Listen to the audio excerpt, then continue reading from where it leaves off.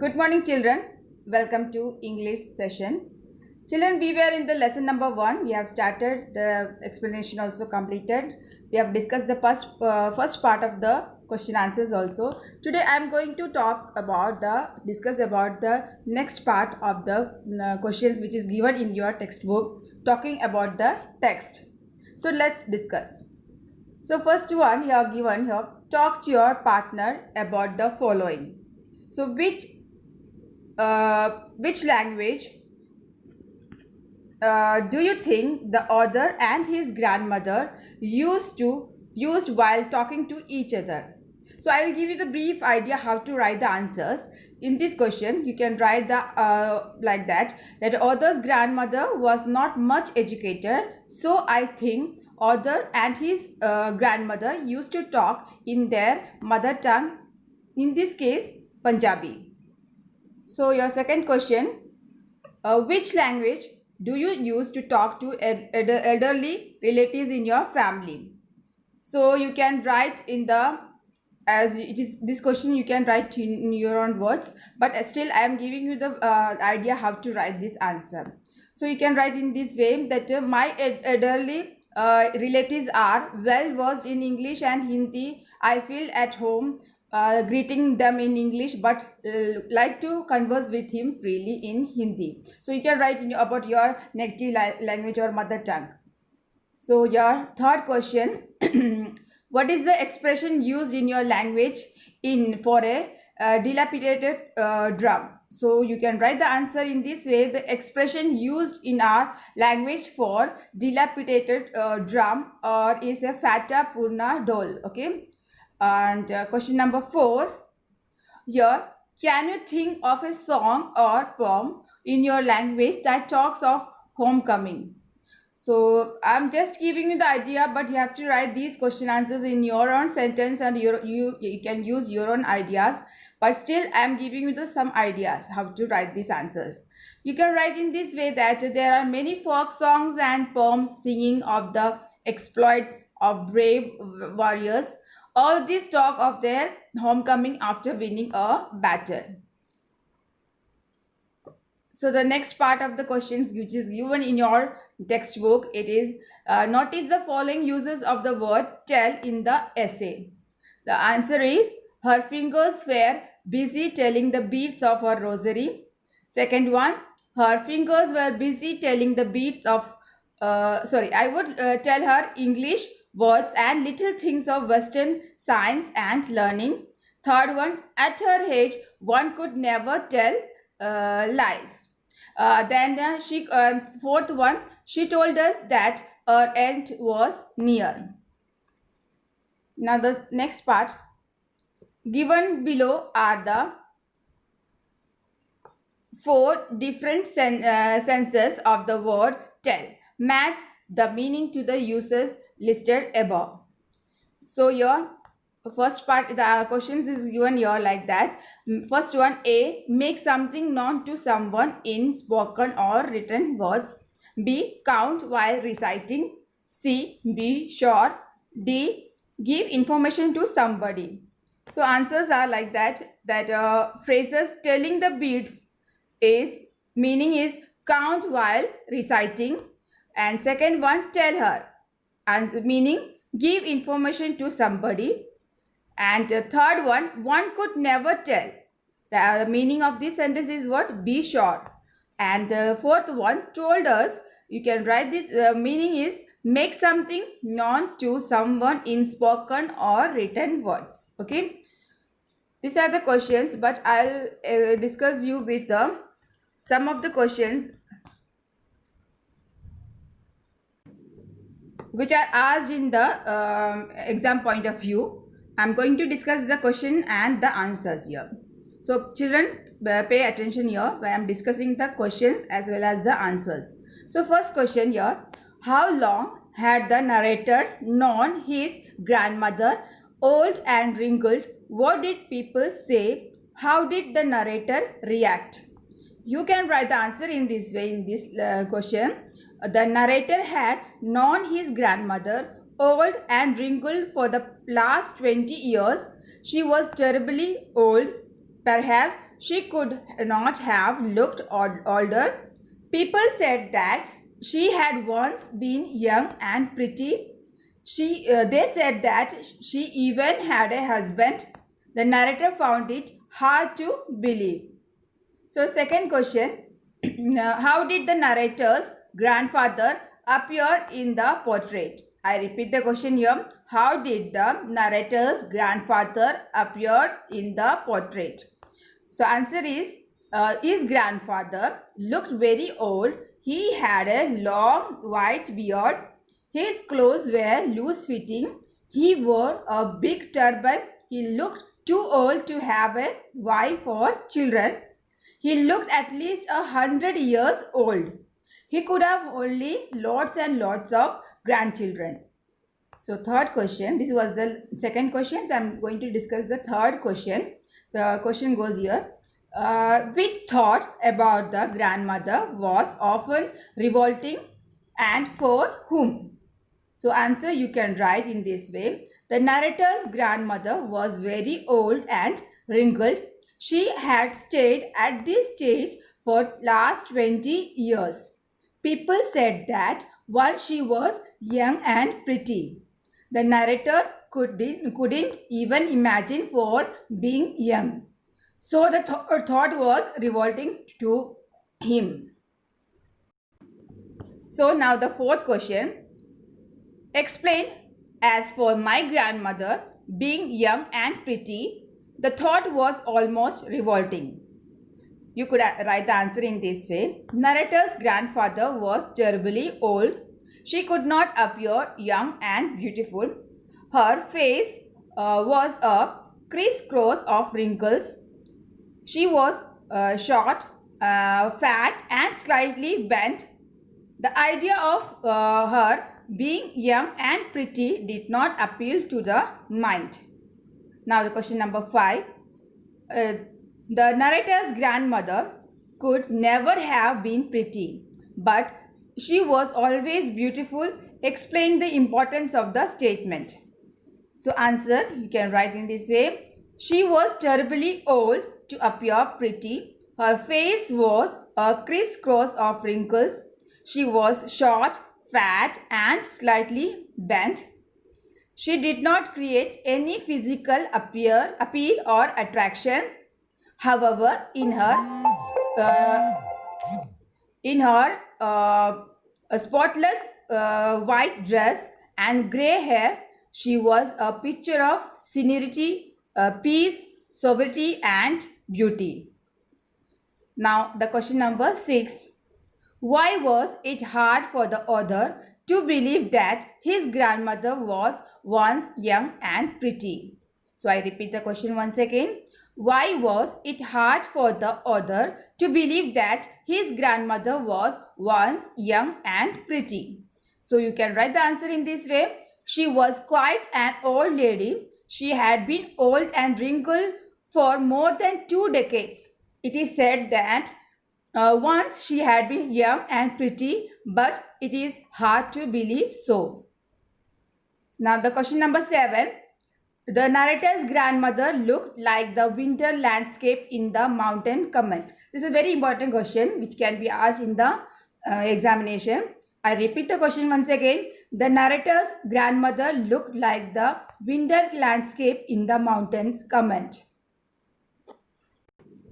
The answer is the grandmother was always dressed in spotless white. She had silvery hair. Her white locks spread untidily over her pale and wrinkled face. She looked like an expanse of pure white scenery, and the stretch of snow over the mountains looks equally white and peaceful. So her silvery locks and white dress made her look like the winter landscape in the mountains. Next question, 8th question, it is like that. How did the narrator and his grandmother become good friends? I repeat the question once again. How did the narrator and his grandmother become good friends? You can write the answer in this way. During his childhood, narrator stayed with his grandmother in the village. She was his constant companion. She looked after him. She used to wake him up. She got him ready for school in the morning. She could give him breakfast. She went to school with him. So, ninth question. Why could the grandmother not walk straight? How would she move about the house? I repeat the question once again. Why could the grandmother not walk straight? How could he move about the house? Sorry, is she move about the house? Answer. The grandmother was short and fat. She was also slightly bent. She put one hand on her waist to support the stoop. She could not walk straight. She walked like a lame person. She limped or hobbled about while moving. So the next question, 10th question, describe how the grandmother spent her time while the narrator sat inside the village school. The answer is grandmother went to the school with the narrator. The school was attached to the temple. The narrator would learn alphabet and morning prayer at school.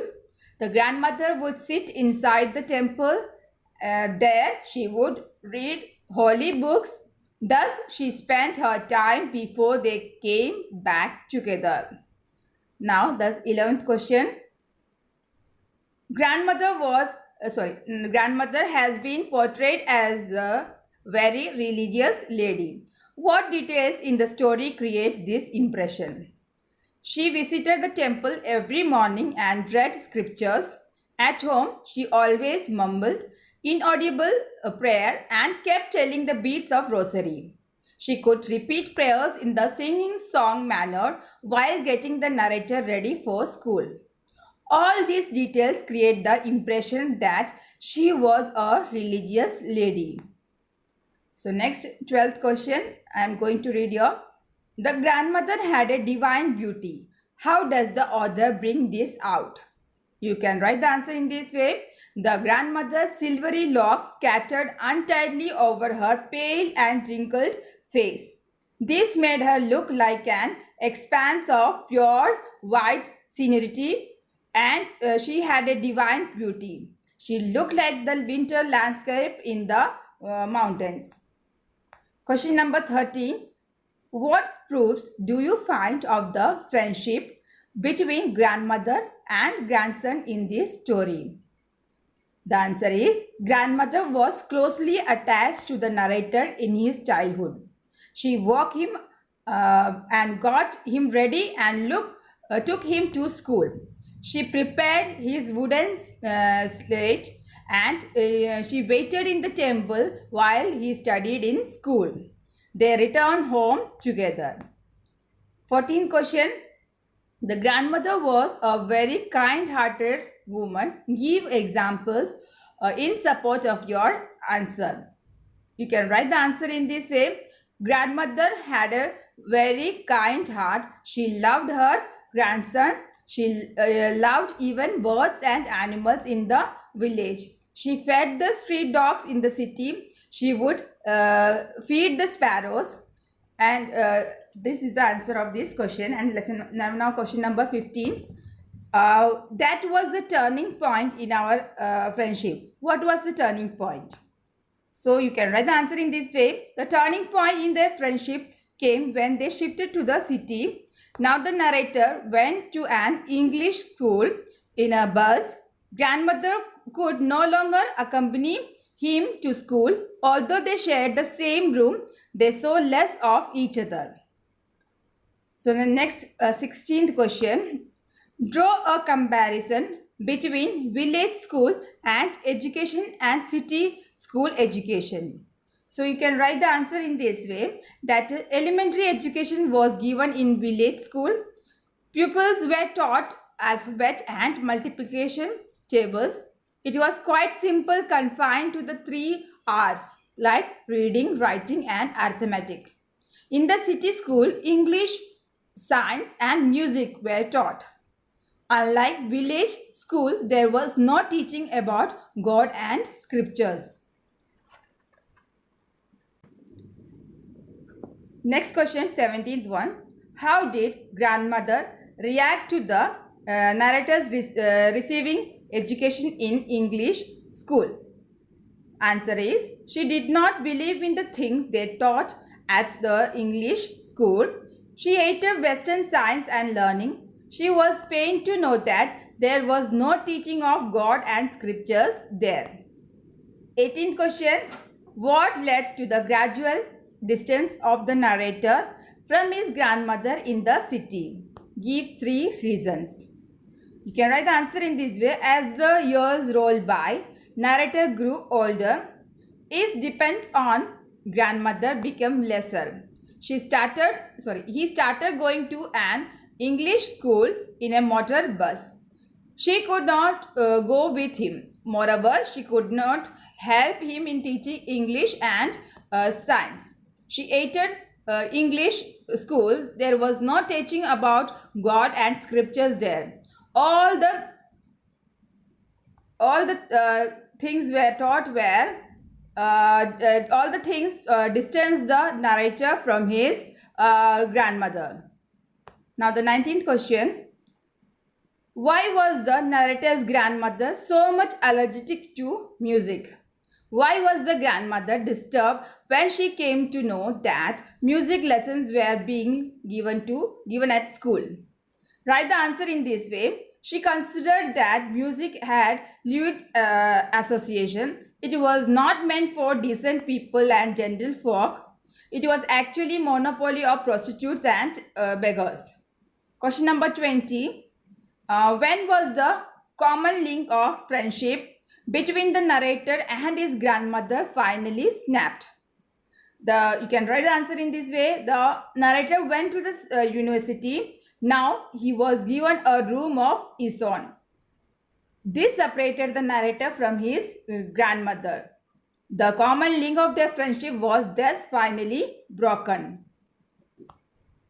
Now question number 21. How did the grandmother spend her time when the narrator went up to university? Write the answer in this way. She now lived alone in her room. She accepted her loneliness quietly.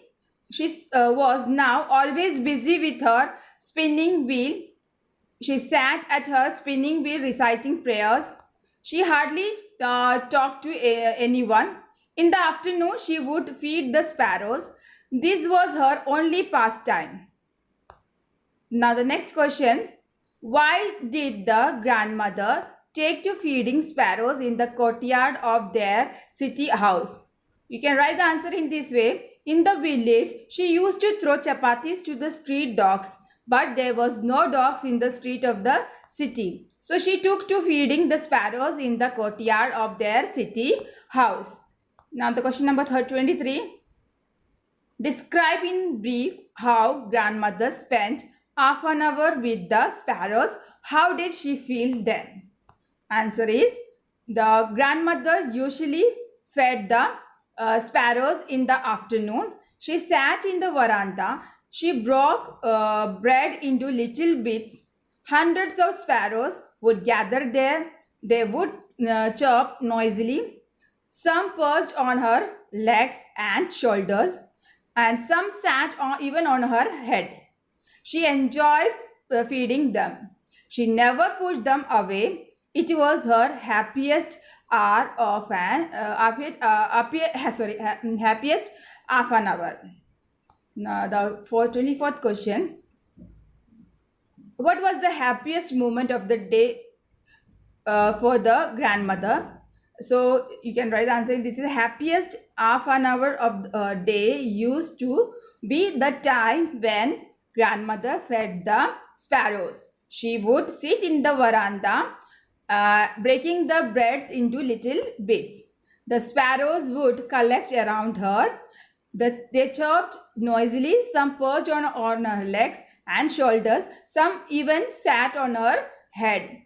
She released the game and never shooed them away.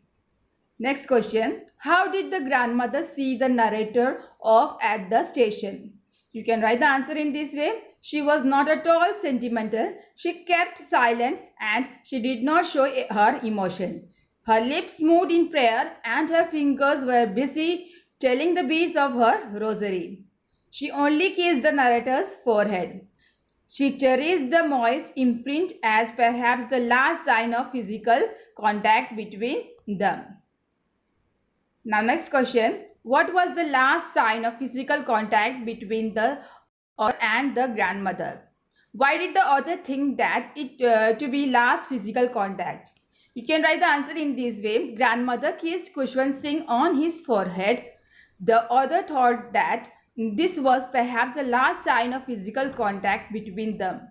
He was going away for 5 years. He was extremely old at her age. One could never tell whether she would be alive for long.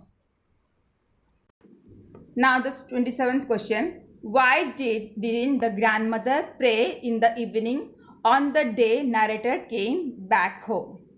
The answer is there was a strange change in her behavior. She was overexcited. She celebrated the arrival of her grandson. She collected all the women of the neighborhood. For hours, she continued singing and beating the drum. She had to be persuaded to stop to avoid overstraining. Perhaps it was the first time that she didn't pray. Now the 28th question. How did the grandmother die? You can write the answer in this way. Grandmother realized that her end was near.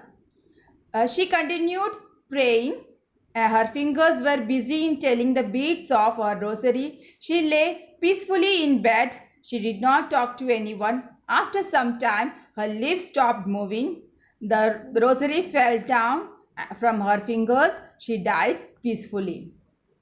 So the next 29th question. How did the sparrows show that they had not come for the bread? Or this question can be asked in this way. How did the sparrows pay their last homage to the grandmother? Answer is grandmother lay dead. Thousands of sparrows came there. They did not chirp. They paid their last homage to the old lady silently. She used to feed them regularly. The narrator's mother threw some crumbs of bread to them. They took no notice of them. As soon as the grandmother corpse was carried off, they flew away quietly. Now the last question of this lesson. Everybody, including the sparrows, mourned grandmother's death. Elaborate. You can write the answer in this way. Grandmother died peacefully. The members of the author's family mourned her death. Thousands of sparrows came and sat silently in the courtyard and the veranda where grandmother lay dead and wrapped in a red shroud. They took no notice of the breadcrumbs thrown to them. They flew away quietly the moment grandmother's corpse was off. So let's, children, do the recap once again of this lesson. So the portrait of a lady. First I will discuss about the theme of this lesson. The portrait of a lady is a part of an autobiography by Kushwant Singh. In this story, the author draws a pen portrait of his grandmother. He beautifully unfolds their relationship and how it undergoes several changes. In other words, you can say that the story is a loving tribute from a grandson to his grandmother. The story gives a picture of human relationships. It is a realistic account of how the grandparents give all their time, attention and love to their grandchildren. Now we will discuss about the characters in this lesson, the portrait of a lady, grandmother. If you talk about the grandmother, Kushwant Singh's grandmother is described as an extremely religious person. She was a very kind lady. She was fat, short and slightly bent. Her face was wrinkled and she was always dressed in spotless white clothes. In the village, she took care of all the needs of the author when he was a child.